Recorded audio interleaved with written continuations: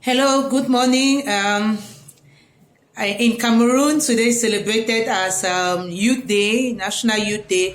I remember as a kid, we used to dress up and wear our white canvas. They used to call them canvas at the time, like the white flat spot shoes, and go and march past and well, whatever. So I just wanted to wish youths in Cameroon, right? I don't know if it's so important, a happy Youth Day, and to say, well, those who can celebrate should celebrate with moderation.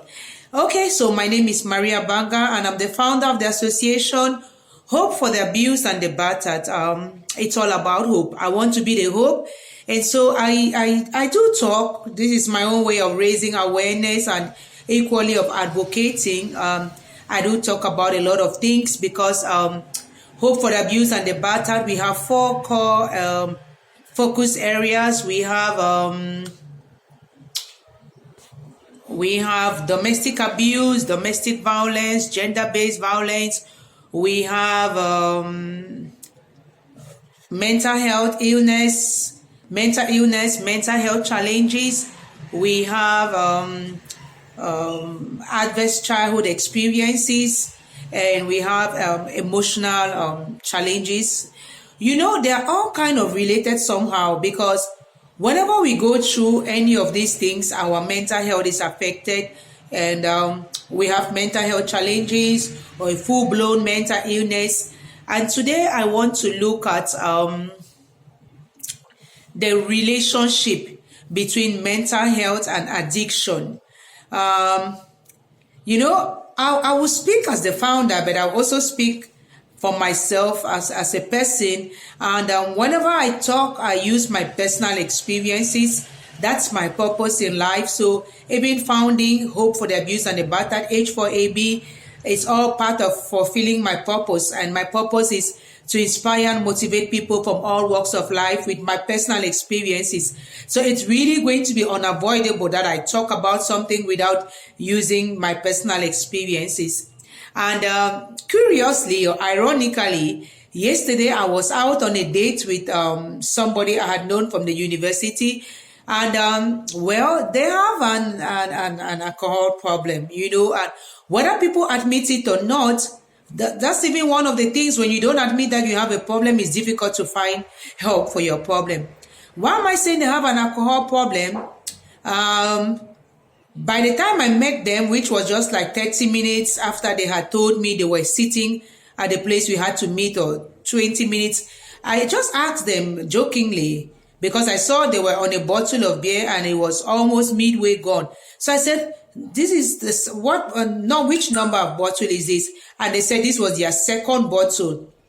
And I was like, just telling myself, I hope they are going to moderate and not go for a third bottle, because I didn't come here to watch somebody drink beer or to talk with somebody who is already under the influence of any substance. I came here to have a rational discussion and to see how I can help somebody not solve. So I was surprised they quickly finished that, and then they went for their third bottle. And I was like, no, I can't sit here and watch you take a third bottle of beer. We've not even started discussing.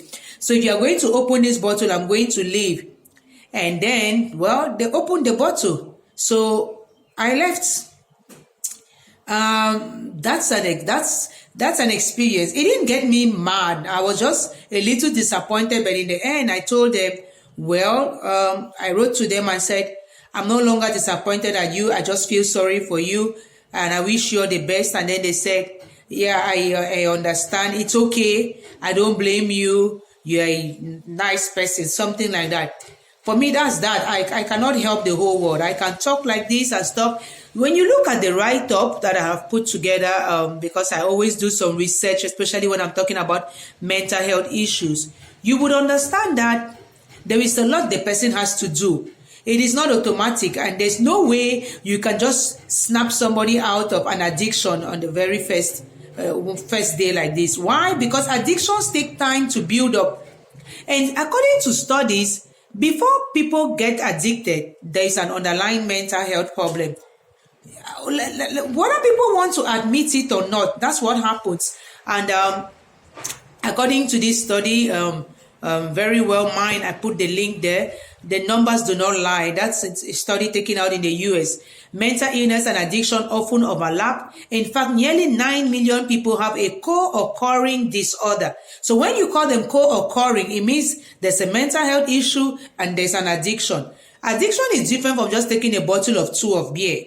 Addiction is when you cannot control the impulse to take more than, why even take a bottle or 2 every other day? There's some people who just have to take it, and then some people will not even stop at a glass or 2 or a bottle of 2. They will just take until they just go off, or and you can be addicted to any other thing. It's not only alcohol, to sex, to shopping, to what, drugs, to stuff. But I'm looking a little bit more about on alcohol, because it's like we think an alcohol addiction is okay. When we hear addiction, we just quickly think of drugs, marijuana, coke, crack, all of those things. But no, addiction is addiction. And I want to take the most basic one, alcohol, because we especially in my country, and I'm talking about looking at today, people think, oh no, it's youth day. Well, in those days, I don't know how people celebrate days any longer, but people will be like, no, I have to drink. You see people sitting in bars, bottles are lined up in front of them, and stuff like that. I once went to somewhere, somebody got so drunk, they had to hold him to take him out. And I'm talking about something that has hit so close to home. My ex-husband used to get so drunk. His father, my father, people, for me, it's like, talk about it, get help and move on. But when you don't want to talk about it, it's like, either you're ashamed of it or you're proud of it. Both ways, as long as it's affecting your reasoning, your functioning, as long as it's affecting your loved ones, then there's a problem. So they are saying here that only 7% of these individuals get treatment for both conditions. Why? Either because people don't speak up, or people don't go for help, or people don't know how to help them. So yes, the two conditions, mental illness and substance abuse, often coexist together. And it means that many people with addictions, there's an underlying mental health issue as well. One condition can exacerbate the symptoms of the other. It's the brain. All illness is physical or mental. The brain affects the brain. Start from the brain. Then they can react through your body. But that is what happens. When you're struggling with an addiction, it means that your brain has been permanently rewired by the substance you are abusing. We stick to alcohol. You take a bottle, you take a second bottle. Maybe this man did not want to take a third bottle yesterday, but he could not help taking a third bottle. And sometimes the ego comes into play, and he's like, who is this girl telling me not to take a third bottle? Maybe they're remorseful today, but I'm gone and there's no turning back, And so they will just get angry, and then they'll go and take more. I don't know how many bottles they ended up taking yesterday. But I remember the first time we spoke, and they were just talking to me about beer and stuff. And I was like, so how many bottles can you take? He says, well, it depends. He can sometimes take 6 and he can end up at 12. And I'm like, well, a crate of beer in my country is 12 bottles. So if somebody can take 12 bottles, it means the person can take a crate. That's an abuse. That's an addiction. Why do we need to rely on stuff like that? I said, why do you drink it? It makes me feel good. Really? Okay. So you see, and when the brain is rewired, the addiction causes the brain to function differently than before. That's why they cannot control themselves. That's why they think it is only this thing that can help me look at this matter clearly, that can help me address this situation, that can help me face this situation, that can help me be myself, as some people will say. It is not true. People who don't take those things, how do they function? I don't. For me, a bottle is just good and fine. And sometimes I don't even finish a bottle. And it's not every other day. Seriously, it's even this year, or sometime I started trying to take again, let's just but people function without drugs, without alcohol, even without sex, without people. You can. We were not born with all of these things, or born knowing how to use all of these things. So it's not like if you don't take it, something is going to happen to you.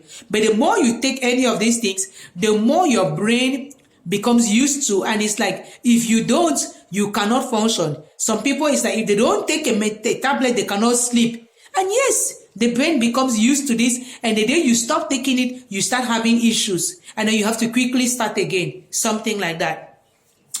So, unfortunately, just like diabetes or heart disease, a person with an addiction must manage his condition for the rest of his life. It's not like you have to take medication necessarily to stop an addiction, but you have to watch out.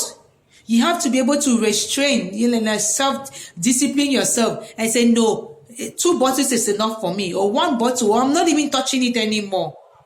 And then suffer the consequence, we call it withdrawal. But after that, then you're going to be fine. And then people around you can help you, but you have to be humble. You have to admit that you need help. I know people who were alcoholics and are no more alcoholics today. And I'm talking about people in my family. They sought help. Sometimes in spirituality, in religion, in psychology, psychiatry, there's a lot of help available. Even just reading and studying and just telling yourself, no, I'm not going down this drain. No, 1 bottle. I know somebody who had to throw away all the bottles they had in the house at that time, throw away all their openers. I worked with this person actually, and I helped their parents to encourage them. And I got the mother to start doing detox things, you do all these green things and stuff, you mix them, and then the fruit juice, and then the stuff. But it was not like on one day. They reduced the numbers from 5 to 4, from 4 to 3, from 3 to 2, 2 to 1, and then stop, replace it with water. And they were walking around everywhere with water. And sometimes they will call me when they have the urge to drink, and we'll talk about it, we'll even pray about it, and then they're going to drink some water, and then they're going to bake, they're going to sleep, they're going to listen to music. It's a whole process. I remember when I was in Brussels, I had a friend. He was a chain smoker. He really wanted to stop. And sometimes you can shock somebody to stop, because I told him, no, I can't be your girlfriend if you're or you're a chain smoker. That was shortly before I came back, so it was just a 2 months thing. So I told him, you have to stop, but I will help you.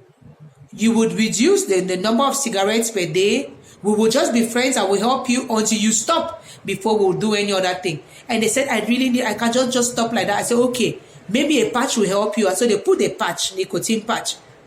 And then they reduce. So they used to take a box a day, or even 2 boxes a day. And then gradually, and it was fast for them. By grace, maybe because of the support they had. But soon you would take 1 stick a day. And then after that, they were no more taking the cigarettes. I don't know if they've dropped back again, but I know that for long we kept in touch. Up till last year or the year before last, they told me, they wrote to me, each my birthday, they will write to me and thank me. And they will say how better their life is now that they're no more abusing nicotine. So, the brain, the changes that take place in the brain due to substance abuse, they also occur in the same brain area that are impacted by depression, anxiety, schizophrenia, bipolar disorder. And so it is no surprise that there's a high rate of co-morbidity or co-occurring between addiction and other mental illnesses. So, there's no direct link, no scientifically proven research like 100% and stuff. But what it means is that some people with mental illness will also turn to alcohol or drugs to cope with the pain of their mental health issues. So you see, it is something that you don't really know which one is causing which one. But the truth is there's a relationship. So please check yourself. Like, why? Where is the urge coming from? I know, not only from research, but also from what I've studied and the people I've worked with, that things could happen in their childhood, that, even just the peer pressure. Why peer pressure in the first place? Why look up to your peers so much more than look up to your family back home? Why do you want so badly to belong? Some people have started drugs and alcohol abuse and stuff when they were young. And why? Well, I just wanted to be cool. I wanted to give it a try. I remember once I went to an event and there was a lot of alcohol and everything. Well, I was not a kid and everything, but for me it was like, oh, you cannot sit here and be drinking Fanta and everybody is drinking Guinness. It was a Michael Power event organized by Guinness. And then the prices were good and there were a lot of prizes you could win if you drink one. So I told myself, well, just be cool, give it a try. I took a big bottle of Guinness. I don't even know how I got home. When I'm drunk, I just sleep. I don't do nothing. I got home, my head. I slept that day, it was like 6 p.m. The next day I got up, it was like 4 p.m. That's just a big bottle of Guinness. So that's why you see me, I'm like, half a bottle is too much. Or a small bottle of thing, I can use 3 hours to drink that thing. I know myself, I don't want trouble. But for some people, no, they have to go to the end. Drug abuse or alcohol abuse, any abuse, can cause people to experience one or more symptoms of another mental illness. People don't want to accept that they have a mental health issue, they have a mental health challenge. It must not be an illness or full-blown. But no, you will not rely on these things if there's no problem going on in your life now. And then you don't think that you can find a solution elsewhere. This thing for you is quick relief. Look at, for example, there's an increased risk of psychosis in some marijuana users. Somebody once told me, not too long ago, like, simple marijuana, common marijuana. What about my friends who are on crack? I was like, nothing is called simple. You don't need it. Why would you even need that marijuana in the first place? And they were looking at me like this. I'm not serious. Why? Why would you need marijuana in the first place? Let's be honest. Why? To numb the pain. Okay, well, so mental disorders can lead to drug or alcohol abuse because some people use substances to self-medicate. That is what I was talking about, numb the pain. But you know, it doesn't go away now. So it will just make it like that, and then before you know it, you need a higher dose and a higher number of bottles, or you need to sniff more, two rolls, for example. That is what addiction is. And you see people die from addiction now. How many people do we know? How many celebrities? How many people you know who've died from substance abuse? So do not suffer in silence. If you recognize yourself in this situation or anybody you know, tell them there is hope available. I don't judge nobody. That's why I reach out to this person and I just told them, well, I'm sorry. And I just told them, Ashia, if they ever reach out and say, I really need help, I would help them. If they don't reach out, well, maybe it's not yet time for them to realize how destructive their alcohol addiction is in their life right now. Seriously. And you know this thing, financially damaging. You don't know, all your money goes into this thing. Nobody means nothing to you anymore. You're just thinking about this thing, and you're just spending your time with people who are also enabling, encouraging this addiction. You know, those kind of friends, you know, it's cool to go and sit at the bar and you are talking and your problems and you are laughing and your stuff and your life is good. Then you don't even know your way back home, or you get there and you show up and then you sleep and then you don't care about nobody. What is relationship got to do with you when you are high there? And then you pass out and then the next day you get up and that is what the addiction is. Okay, so, well, that's what I wanted to share today. Please do not suffer in silence. Reach out, cry out. There is hope. There is help. Yeah, we can't do it alone. I can't do it alone. I can talk like this. I can help 1 or 2 people. But, you know, together we can do more. You can reach us by email. You can visit our website. It mustn't always be financial. I'm looking forward to forming a community of practice experts, people who can help. Back home, people may not have as much money as out there. Let's just help people. Sometimes just talking with people through their issues is a way of helping people. Helping people like, okay, well, you know, it mustn't really be people. How many people can really pay even that 15,000 a session? So what I'm looking at doing is get people to support me financially, my organization, and then I can help a lot of people for free. You know, I want to start a WhatsApp group, for example. You know, things like that. Just talk, and I have a few people already, 2 young people who are interested in learning how to talk with people, to help people, to counsel people. Let's do that together. So I always appreciate those who have reached out in one way or the other, and those who share, and those who make comments, and all of that. People are in need of so much help, so much. Let's really help them, and the help can be holistic. It is not only spiritual, it's not only financial, it's not only emotional. Let's try to put all of this together and really be the hope. Thank you so much. I put all the ways through which you can reach us out there to offer your own support. I am Maria Banga, founder of the association Hope for the Abused and the Battered.